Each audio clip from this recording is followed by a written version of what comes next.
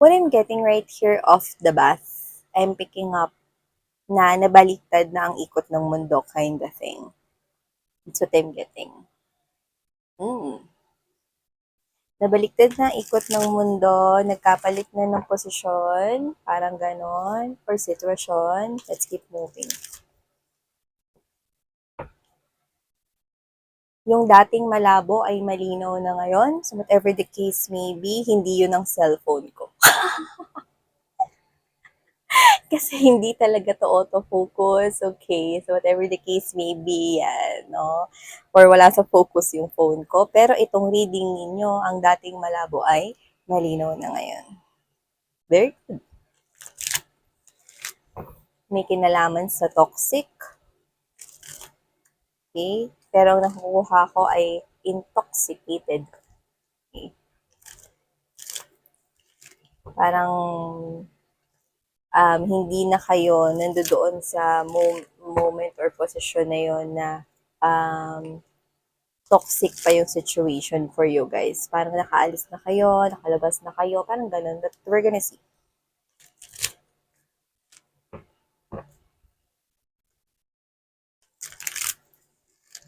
Nahirapan kang gumawa ng desisyon about that situation. And it has something to do with losing something or losing someone kapag ka gumawa ng desisyon. Pwedeng meron kang tinitingnan or tinitimbang na sitwasyon, pero parang kahit paano mo ito tingnan in the past, no? Parang ang hirap mag-decide. Yan. But you're coming out. Intoxicate me now. Yeah. Okay? Na-intoxicate na kayo here. Alright, let's go ahead and check out the messages. Hi and hello sa mga new subscribers. By the way, my name is Yan. Sa returning subscribers, mga chismosa talaga kayo. Welcome kayo syempre, no? Love you kaya.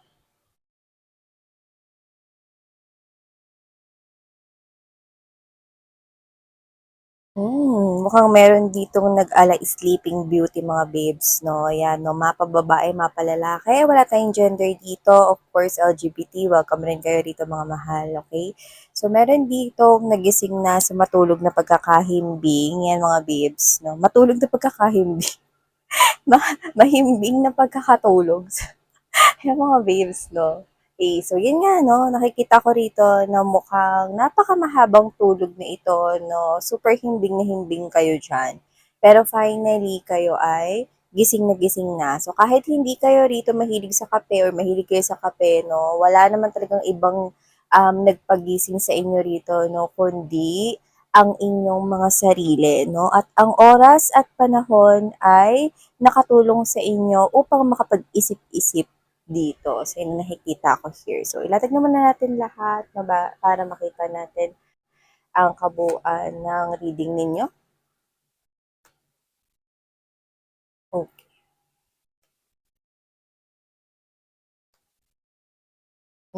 Right at the center of your reading, very good. You are the Queen of Pentacles energy or the Queen of Coins energy. So, there you go. It looks like you gained some respect back to yourself. Yan, no? Yung iba hindi nga may talagang buo na talaga, no? Yung respeto ninyo sa sarili ninyo, no? Like, you're already wearing that crown. See, may crown kayo rito, mga babes. Yan. There you go. You have that crown. And ang focus mo rito ay, ang sentro, no, ang focus ng iyong buhay ay walang iba kundi ikaw na. You know what I'm getting right here? Key Collective, okay. So nakikita ko rito, mga mahal, no, that this is you. Parang nagising ka rito sa Knight of Wands energy na to, no? Parang, bakit ko ba nagustuhan yung person na yun? Yan, no? Ikaw yung punong-puno ng pagsisisi rito. Ikaw yung punong-puno ng regrets dito, no? Bakit ko ba minahal yung person na yun? Bakit ko ba nagustuhan yun? Or ano bang nagustuhan ko doon? Yan, no? Hindi ako to ha, kayo yan. Yan, no? Hindi ko kayo hinuhusgahan, no, mga babes, no? Lahat dito kayo, no? Pwede kayo dito, you have your free will, no? To talk and to think kung ano man yung mga nasa thoughts ninyo, no, without any judgment. Dito sa channel na to, no, kahit ganyan yung iniisip ninyo, kahit na judgmental pa kayo dyan,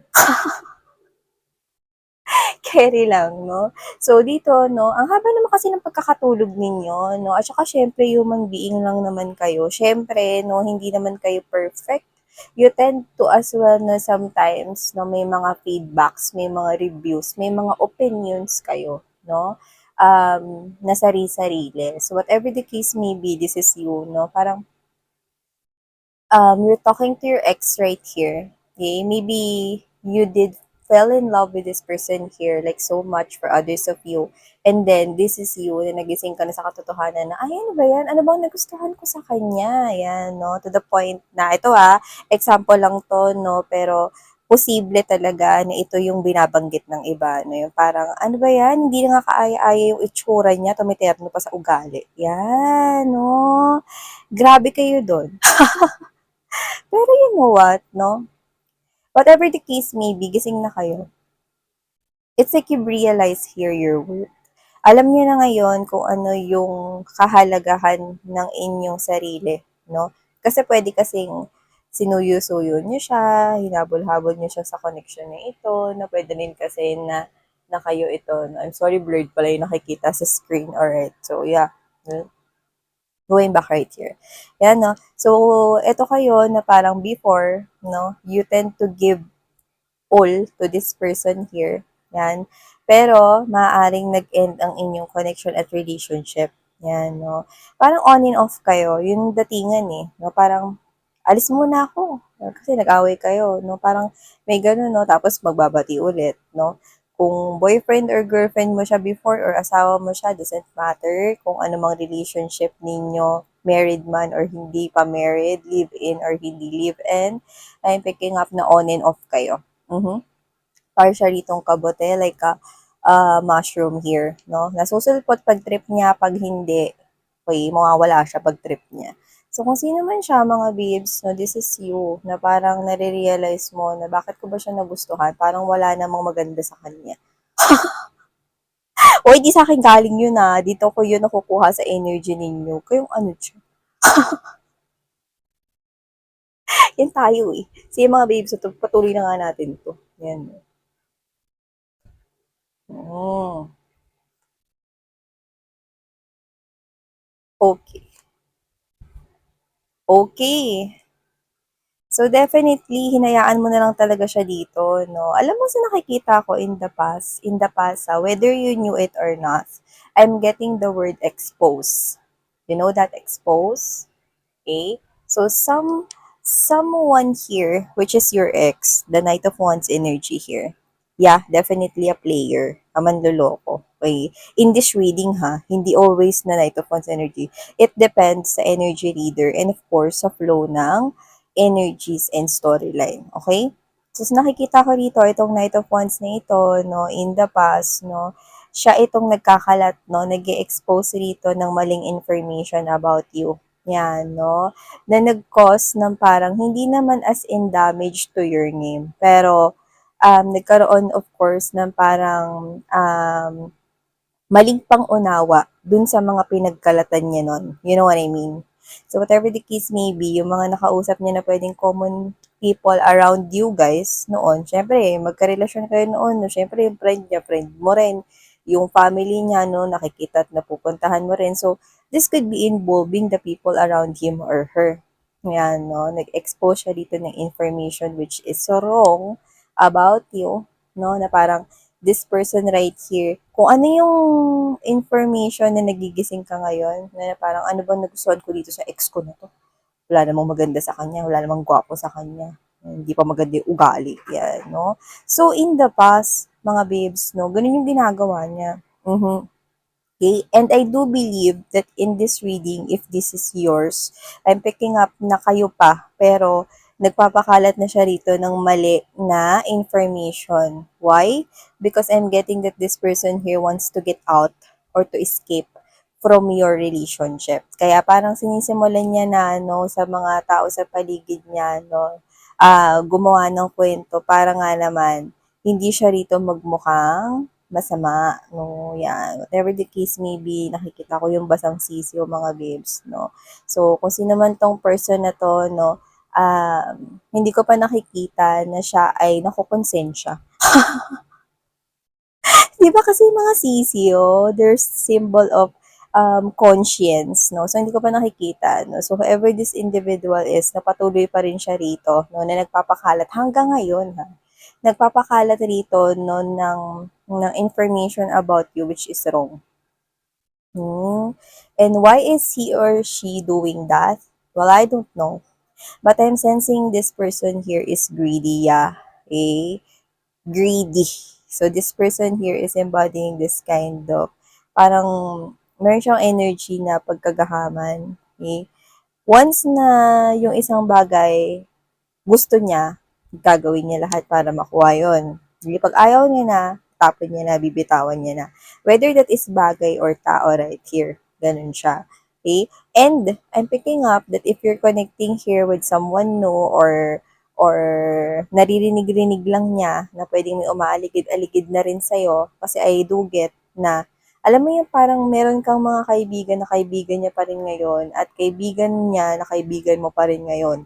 So, pwedeng dun niya nakukuha yung information na yun, mga babes, na this person right here tends to, okay, receive messages about you, okay, or messages, news about you, update status about you, kahit hindi niya i-check yung profile mo, no, and, okay, gusto niya mga babes, no, kung ano yung nasa iba, gusto niya kanya rin yun. You know what I mean? Example, kung yung natipuhan niya na babae, may ka-in relationship niya, okay, ibig sabihin, kung magugustuhan niya yun, gusto niya rin agawin yun. Kahit in relationship yun. See? Yun yung klase ng energy yung ini-embodies niya. And I don't know kung bakit nakakita ko ng mga baby things, no, in my mind, no. So, it means na maaring meron na rin itong anak, no. Pero hindi yung anak na as in single mom or single dad na ano, ha. I'm picking up, no, na parang meron siya rito dalawa or higit pa, no, na panganay. So, whatever the case may be, player. Player itong kakonik ninyo, whether you knew it or not, no? Ang dami niyang panganay rito. Yan. So, hindi ko alam no kung para kanino yun specifically, pero doesn't have to be applicable to all. Pero para sa lahat, player tong kadil nyo. Yan. Nagpapakalat dito ng wrong information at dahil nga no ayaw niyo na sa kanya, nagising na kayo sa katotohanan. Well, hindi naman din siya lumalapit. Nagising na kayo sa katotohanan dito, no? Pero kung may kumukonekta at umaaligid man sa inyo, no, whether that's fake news coming from the people around him or her, okay, natitrigger siya dun. Kasi parang ayaw niya na nagkakaroon ng ka-in relationship yung mga naka-relationship niya. Okay, parang gusto niya huminto yung mundo niyo sa kanya. Okay, not just you, but also yung mga naging ka-in relationship niya. Sino ba to? Kaltukan ko kaya to one time lang. Napaka-greedy, 'di ba? Parang ayaw niya maging happy, yung mga naka-in relationship niya. Gusto niya ma-stuck lang yung mga yon sa kanya. Parang siya yung una't huling mamahalin or siya yung huling mamahalin ng mga yon, no? Tapos kiber na, 'di ba? Kakaloka tong mushroom na to. So, kung sino man siya, kabuti siya talaga, no? Kabuti siya. So, yan, no? Kung sino man siya, mga babes, no? This is you na hindi ka makapaniwala sa sarili mo na ba't ko ba nagustuhan tong person na to? Ano ba meron sa kanya? Yun yung nasasabi mo ngayon. No? Pero hinahayaan mo na lang. Yan. See? Whoever this person is, no, this is you ngayon na parang bala na si universe sa kanya or bahala na ang Diyos sa kanya. Yan. So whatever the case may be, this is you, no, you're receiving here some kind of a truth. Alam mo na yung totoo. So kung may kinakalat man siya ritong mali, no, na ini-expose na mga information or misinformations, wala kang planong itama yon. It is because sapat na sa'yo na alam mo sa sarili mo kung ano yung totoo. Period. Tapos, yan, no, yung nakuha ko rito. Wala ka lang pakialam, no. Sa magiging tingin niya rito, magiging tingin ng mga ibang tao sa paligid niya, no, this is you. You want your peace, you want your serenity, and you're protecting here your own bubble. Yan, no? Own bubble. Ibig sabihin, your peace, your world na matahimik na ngayon, no? Nakalaya ka na sa kanya and you're all fine. Okay na yon. Alam mo yung totoong nangyari noon, okay na yun. Kung may mga taong naniniwala sa ex mo noon na sa mga kinalat niya mga maling in-expose na mga informations about you, okay lang, ganun ka. Okay lang, wala akong pakialam. Basta ako nagpapatuloy na ako ngayon, no? Maniwala sila sa gusto nilang paniwalaan. Ayan. Oh, taray mo dyan. Diba? At saka ito ma-jokes. Kasi ang nakukuha ko sa kanya mga babes, no, kung sino man siya, grabe siya kung makalait sa inyo. Okay? So I think this person here is mga maraming nasabing mga exposed na mga misinformations in the past. No? At ginagawa niya pa rin yun ngayon. No? Hindi lang sa'yo, kundi with the other girls and with the other boys na nakakonect niya. See? Hush! Diba? So, kung sino tong person na to, no, alam mo yung ang daldal niya pero wala siya sa lugar. Yan, nakukuha ko sa kanya, no? And yeah, we have here the Two of Swords in reverse. There's this Seven of Swords in a upright position and there's this Death. Nagpapasalamat ka na natapos na to. Itong relationship ninyo, itong connection na to, you're thankful right here na natapos na ito, that you're being protected here by the divine. And now, you're protecting here yourself. Hindi na ako nagdadalawang isip, Miss Yan, with this person here. Actually, nagtatanong ako sa sarili ko, ano bang nagustuhan ko sa kanya dito? Kasi hindi naman siya kamukha ni Park Soo-joon. Or hindi rin naman siya rito kamukha, okay, ni Song Hye Kyo. So whatever the case may be, Park Shin-hye at kung sino-sino pa rito na mga favorite kong artista. Yan. No?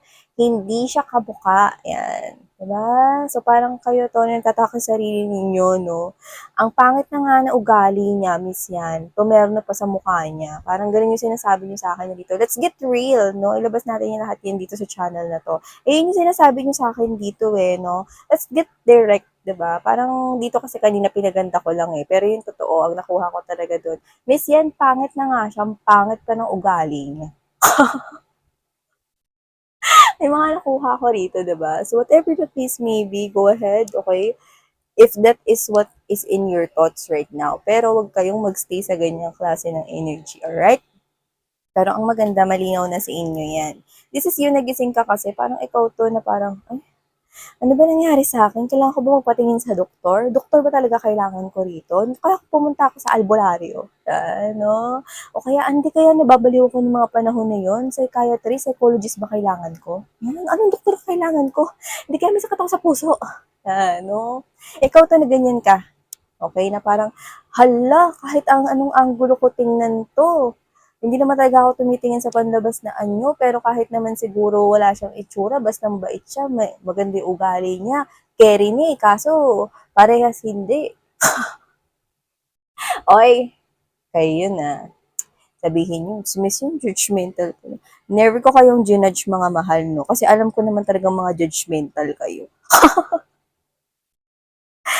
Tayo lang naman dito. Ano pa kayo, guys? So, yan, no? Your secret is safe from me. Okay? Usap-usap tayo dito. Okay? So, yeah. Thank you so much, Collective. Sarang Love and Light. Annyeong.